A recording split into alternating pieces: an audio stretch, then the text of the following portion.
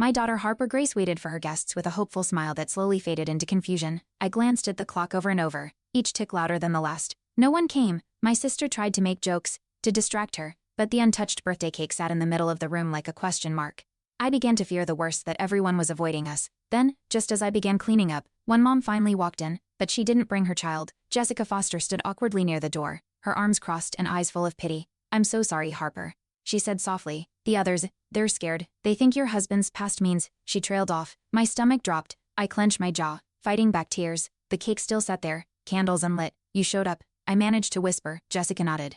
"Because you're not him." That sentence cracked something open in me, a fragile hope I didn't know I still had. I tried to reach out to the school board, asking if Harper Grace could stay in the after-school art program. They denied it quietly, citing reputation concerns.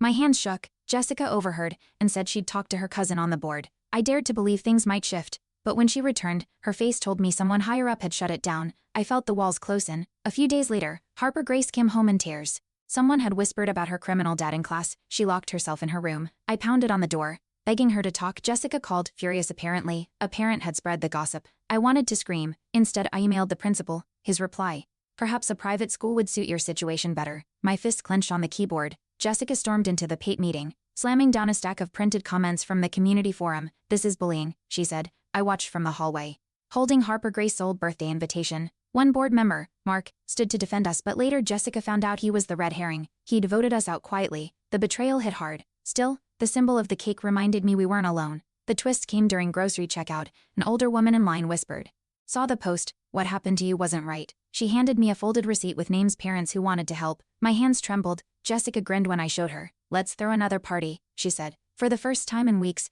I laughed. Something was shifting. Kindness was surfacing where judgment once ruled.